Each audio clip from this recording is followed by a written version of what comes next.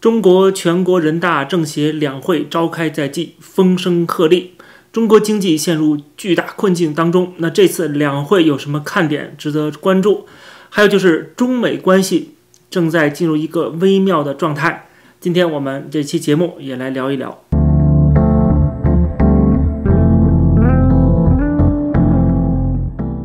大家好，欢迎来到公子视频节目，我是公子沈。下周一和下周二，全国政协人大两会将会在北京召开。那么现在目前有消息说，在北京、河北、江苏、武汉、贵州等地的很多被重点盯梢的意见人士，已经遭到了当地公安人员的骚扰，有的是被软禁在家，有的是被旅游，就是强制你离开所居住地，到某些偏远地区的景点去旅游远离尘嚣。这样的话你就不会惹事儿。另外，北京各区的警方也在最近这几天开始停止休假，然后社区基层工作人员开始配合警方进行大面积巡逻。另外，北京2环路以内，就是他们开会的场所周边地区，东城区、西城区都开始清理所谓外来人口，总共要清理60-70万人，把这些人都清除出去。因为这些外来人口都是属于流动人口，是潜在的影响社会治安、社会稳定的因素，在共产党看来。而且网上也有影片显示，现在外地进京车辆，如果你没有进京证的话，都不允许进来。换句话说，北京以外地区的车牌的汽车进不了北京，而且你要申请进京证的话，你的车是不能有任何违章的，如果有违章记录，申请不到进京证。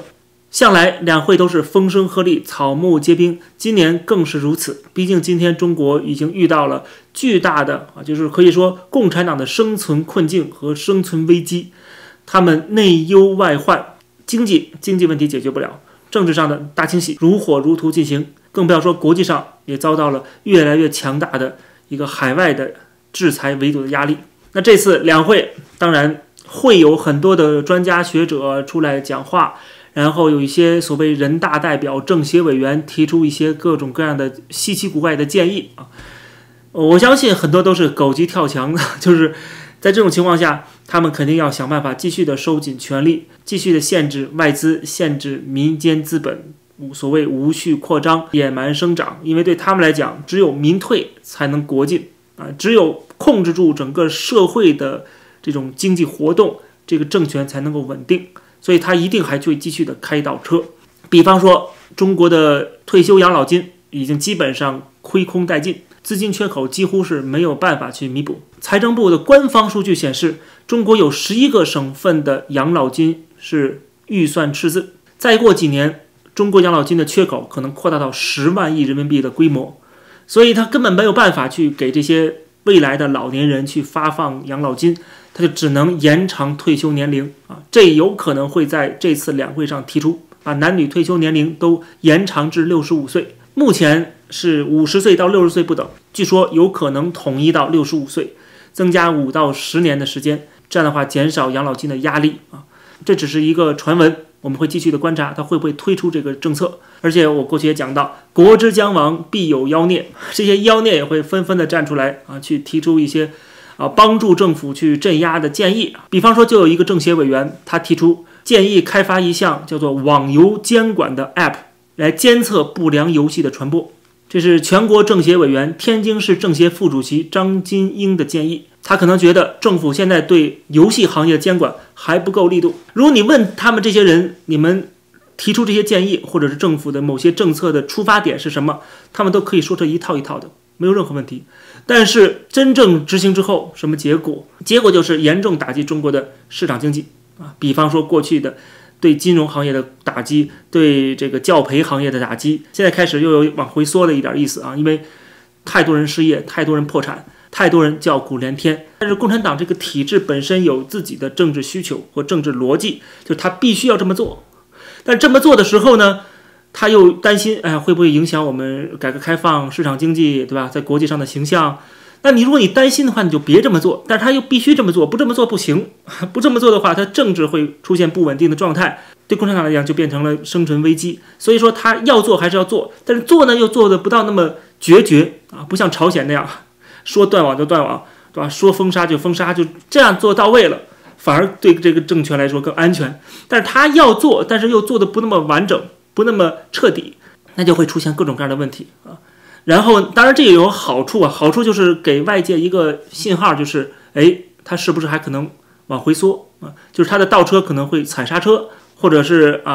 重新回到过去的韬光养晦，就是总是给大家一种无限的遐想。因为很多人期待这种事情发生啊，他就会有些蛛丝马迹就拿来大做文章，就觉得中国又能够继续变好，共产党还是能够改正的，还能够持续的渐进式改良，对吧？就大家还有这样的幻想。李克强的作用、李强的作用都是在这儿。但是我们知道，只要共产党继续执政，只要他为了自己的权利不惜一切代价的话，那么中国经济就不可能好起来。他就算他以前做的比较过分的事情，他稍微放松了，包括过去的这个全面封城啊、清零啊，对吧？他也往回退缩了，但是中国经济就好了吗？就像我过去那个封城的时候讲过的，就算它解封了，中国经济还会继续的下行。果然我们看到了，并没有很多人预料当中的反弹，连华尔街都后悔了，都意识到他们判断错误。就在今年1月份的最新统计，路透社报道说，中国客户在银行当中的换汇的这个数额已经再创新高，就是在今年1月份。这还是中国有一个5万美元每个人每年的额度，如果没有这个额度，你可以想象谁还想留人民币啊？谁都知道人民币的下场是什么。如果稍微读点1949年的历史，了解一下当时国统区的金融危机，就可以知道。另外还有一个消息也引起了一些海外的经济学家的关注，大众可能没有太注意这个事儿，就是在贵州的一个国企，他们开始销售债券来干嘛呢？来支付他们欠当地政府的债务。彭博社的报道认为，这是非常罕见的一个迹象，就是国企现在要承担政府债务，要通过这个继续割韭菜，让民众购买这个国企的债务来替他们还债，还的是政府的债，也就是国企跟政府他们资金根本周转不开，然后亏空巨大，债务高企。这种情况下，他们要割韭菜，让普通人为他们买单。就中国的体制是一种榨取型的政治体制，它需要通过民间榨取资源，因为过去改革开放，民间积累某些财富，虽然大头还是在国企，还是在政府啊，但是民间也富裕起来了。但是它因为结构性改革进行不下去，它就只能内部重新再分配。那怎么分配呢？政府赤字，国企没有利润，没有效率，它只能靠民间社会在过去改革开放这40年所积累的财富来替他们还这笔钱。所以说，他现在开始把手伸向普通人民啊，不管是一些富裕阶层啊，这些互联网新贵、科技新贵，还是普通的中产阶级，甚至普通工薪阶层，要从他们身上去继续的薅羊毛啊，从他们身上榨取资源，去补窟窿，补政府跟国企的窟窿。而中国又没有一个制约体制，没有民主自由，普通的韭菜就算被割了，他们也无处去申冤，也没有办法去有人能够代表他们去发声。他们手无缚鸡之力，完全没有反抗的机会跟能力，最后就变成了现在人矿的下场。其实我说这么多讲中国大陆，看看香港就知道了。就在今天2月28号，香港财政司司长公布了最新一年的财政预算案。虽然他也学到了共产党官员的那套宣传辞令，讲了一大堆这个风景这边独好的这种政治效忠的话，但是实际呢，香港的财政赤字已经连续第2年超过上千亿港元。香港的房价是很多人抱怨的地方。之前香港政府说要为人民服务啊，要把这个房价降下来啊，现在确实降了，大跌了，可不是降了。现在他们要着急了啊，又要去扶持楼市。所以说，中国经济现在目前面临这样的一个困境。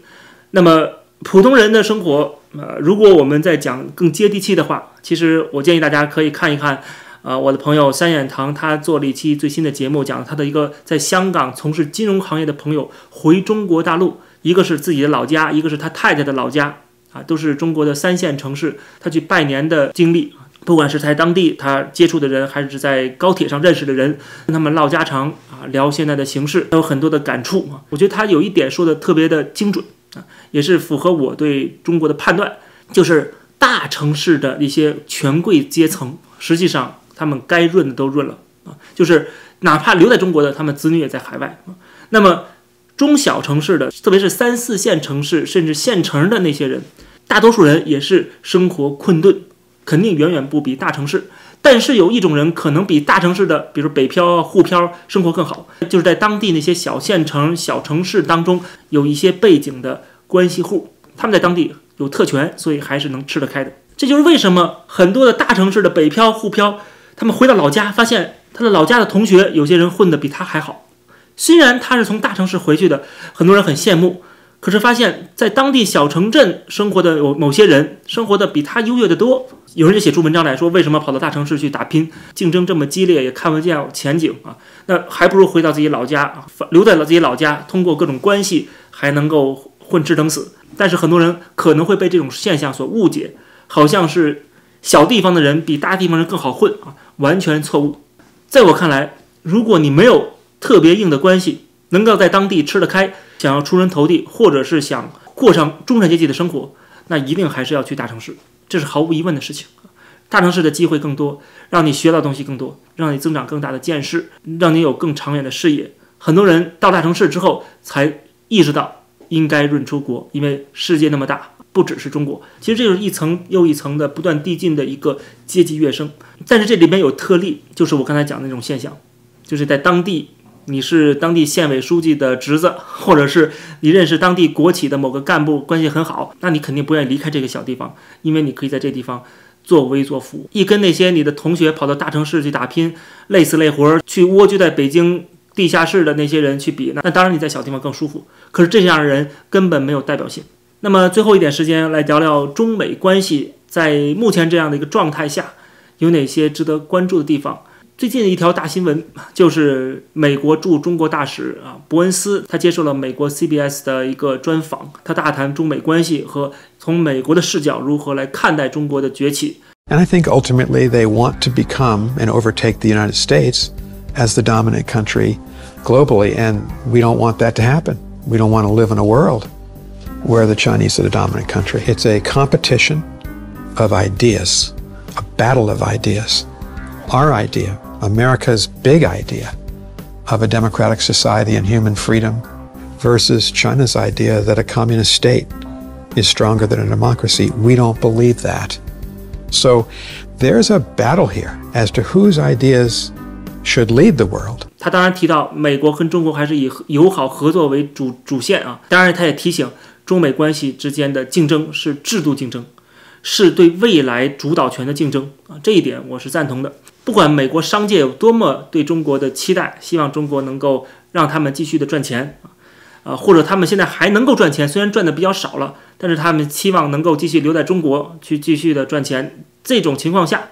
那么中美之间的脱钩一定是一个长期的过程，也就是所谓的去风险化。那目前看来还在进行当中。就在上周，有17家中国企业遭到美国的制裁，因为他们在支持俄罗斯的国防工业以及战争投入。就是中国其实还是在想方设法的拉住俄罗斯，跟俄罗斯结盟。那对美国来讲，这是一个新的轴心国的建立。伯恩斯在另外一个场合也点出了这个问题。 The United States is disappointed that China continues to provide political and diplomatic support to Moscow's fundamental break with the United Nations Charter 2 years ago, its brutal illegal invasion of Ukraine. We're disappointed the state-controlled press here blames NATO and the European Union for this war. We're very concerned by the actions of Chinese companies that fuel Russia's defense industrial complex. China's silence on the existential issue of Ukraine's sovereignty and independence is deafening. And its support to Russia is very troubling indeed. 伯恩斯甚至在采访中还提到了一个之前媒体没有曝光的事情，就是从去年3月份以来，有6到7家美国企业遭到了中国的突击审查，甚至有员工被起诉间谍罪。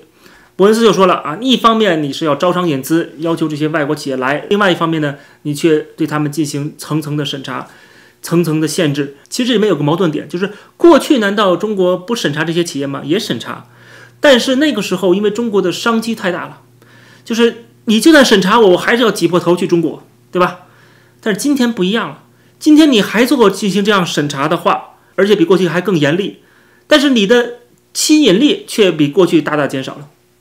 你这样做，那当然就是作茧自缚了。所以说，从俄乌战争当中就可以看得出，中国是站在哪一方面，是把谁当作敌人。那既然如此的话，他得不到全世界，特别是整个西方世界的信任和支持的话，那么未来的关系一定会继续恶化。只不过今天没有全面撕破脸，是因为还有一些企业在中国有利益，双方还是有庞大的贸易额。可是这个趋势跟方向都是在一步步走向终极对立和冲突。那么最终结果当然还是要撕破脸，只不过是早一点晚一点的问题。双方还在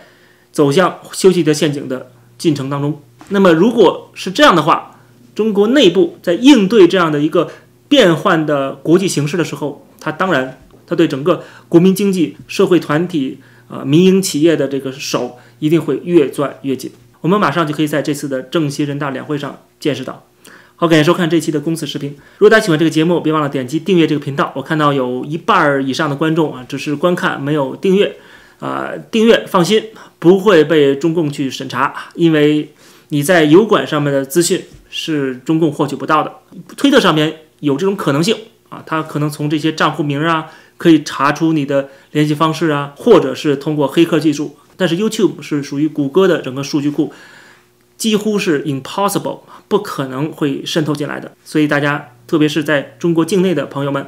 不必担忧。目前也没有看到任何的案例是关注了一些 YouTube 的博主而被警方带走的中共的统治就是这样的一个恐怖统治，让大家紧张害怕。